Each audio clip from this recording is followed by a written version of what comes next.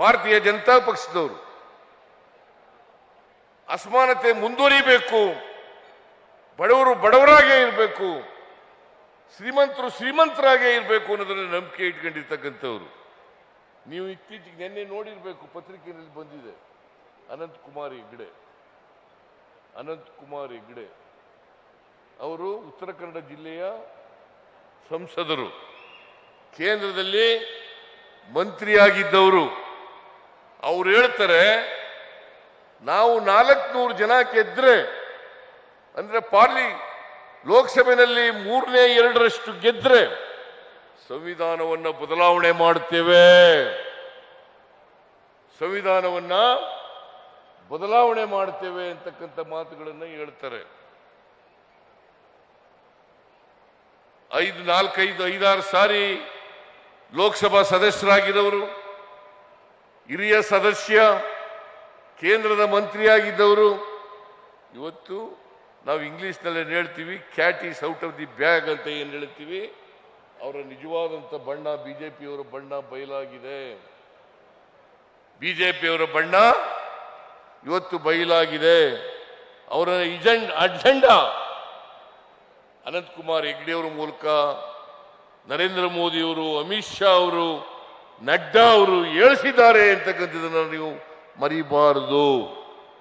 ನಮ್ಮ ಸಂವಿಧಾನ ಉಳಿದರೆ ಈ ದೇಶದ ಬಡವರು, ದಲಿತರು, ಹಿಂದುಳಿದವರು, ಅಲ್ಪಸಂಖ್ಯಾತರು, ಅವಕಾಶಗಳಿಂದ ವಂಚಿತರಾಗಿರ್ತಕ್ಕಂಥ ಜನ ಉಳಿಲಿಕ್ಕೆ ಸಾಧ್ಯ ಆಗ್ತದೆ. ಸಂವಿಧಾನ ನಾಶ ಆದರೆ ನಾವ್ಯಾರು ಕೂಡ ಉಳಿಯಲ್ಲ ಅಂತಕ್ಕಂಥದ್ದನ್ನು ಅರ್ಥ ಮಾಡ್ಕೋಬೇಕಾಗ್ತದೆ. ನಾನು ಯಾಕೆ ಈ ಮಾತನ್ನ ಪ್ರಸ್ತಾಪ ಮಾಡ್ತಾ ಇದ್ದೀನಿ ಅಂದ್ರೆ, ಇದು ಮೊದಲನೇ ಸಾರಿ ಅಲ್ಲ ಅನಂತಕುಮಾರ್ ಹೆಗ್ಡೆ ಅವರು ಹೇಳಿರ್ತಕ್ಕಂಥದ್ದು, ಇದು ಎರಡನೇ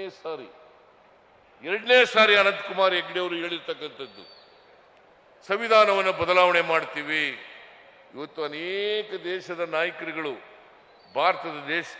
ಭಾರತ ದೇಶದ ಸಂವಿಧಾನವನ್ನ ಹೊಗಳಿದ್ದಾರೆ. ಬಹುಶಃ ನಾವೆಲ್ಲರೂ ಕೂಡ ತಿಳ್ಕೊಂಡಿರ್ತಕ್ಕಂಥದ್ದು, ಬಾಬಾ ಸಾಹೇಬ್ ಅಂಬೇಡ್ಕರ್ ಅವರು ರಚನೆ ಮಾಡಿಕೊಟ್ಟಿರ್ತಕ್ಕಂಥ ಈ ಸಂವಿಧಾನ ಅತ್ಯಂತ ಶ್ರೇಷ್ಠ ಸಂವಿಧಾನ, ಜಗತ್ತಿನಲ್ಲೇ ಶ್ರೇಷ್ಠವಾದಂಥ ಸಂವಿಧಾನ ಅಂತಕ್ಕಂಥದ್ದನ್ನ ನಾವ್ಯಾರು ಕೂಡ ಮರೀಲಿಕ್ಕೆ ಸಾಧ್ಯ ಆಗಲ್ಲ. ಇಂಥ ಶ್ರೇಷ್ಠ ಸಂವಿಧಾನವನ್ನು ಬದಲಾವಣೆ ಮಾಡಲಿಕ್ಕೆ ಹೊರಟಿದ್ದಾರೆ.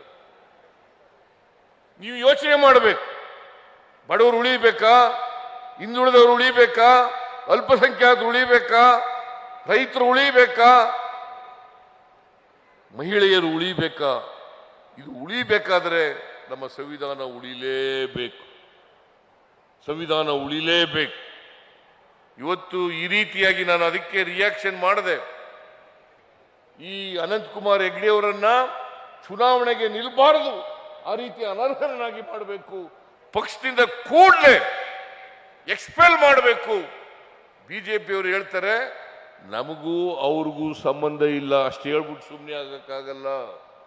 ಅನಂತಕುಮಾರ್ ಹೆಗ್ಡೆ ಅವರನ್ನ ಭಾರತೀಯ ಜನತಾ ಪಕ್ಷದವರು ಪಕ್ಷದಿಂದ ಹೊರಗಡೆ ಹಾಕಿ ಅವ್ರ ಮೇಲೆ ಶಿಸ್ತಿನ ಕ್ರಮವನ್ನು ತಗೋಬೇಕು ಅಂತಕ್ಕಂಥ ಒತ್ತಾಯವನ್ನು ನಾನು ಮಾಡಲಿಕ್ಕೆ ಇವತ್ತು ನಿಮ್ಮ ಮುಂದೆ ಹೇಳಲಿಕ್ಕೆ ಬಯಸ್ತಾ ಇದ್ದೇನೆ.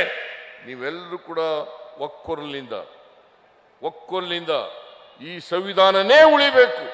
ಬಾಬಾ ಸಾಹೇಬ್ ಅಂಬೇಡ್ಕರ್ ಅವರು ಕೊಟ್ಟಿರ್ತಕ್ಕಂಥ ಸಂವಿಧಾನವನ್ನ ಯಾವ ಕಾರಣಕ್ಕೂ ಕೂಡ ಬದಲಾವಣೆ ಮಾಡಬಾರದು ಅಂತಕ್ಕಂಥ ಮಾತುಗಳನ್ನ ನೀವು ಗಟ್ಟಿಯಾಗಿ ಹೇಳದೆ ಹೋದರೆ ಇಂಥ ಅನಂತಕುಮಾರ್ ಹೆಗ್ಡೆಗಳು ಮನುಸ್ಮೃತಿ ಪರವಾಗಿರ್ತಕ್ಕಂಥವರು, ಮನುವಾದದ ಪರವಾಗಿರ್ತಕ್ಕಂಥವರು ಹೇಳುತ್ತಲೇ ಇರ್ತಾರೆ. ನೀವೆಲ್ಲರೂ ಕೂಡ ಅದಕ್ಕೋಸ್ಕರ ಒಗ್ಗಟ್ಟಾಗಬೇಕು. ಇವತ್ತು ಸಂವಿಧಾನ ಉಳಿಬೇಕಾದ್ರೆ ಭಾರತೀಯ ಜನತಾ ಪಕ್ಷದವರನ್ನ ಸೋಲಿಸಲೇಬೇಕು. ಈ ಬರ್ತಕ್ಕಂಥ ಲೋಕಸಭಾ ಚುನಾವಣೆಯಲ್ಲಿ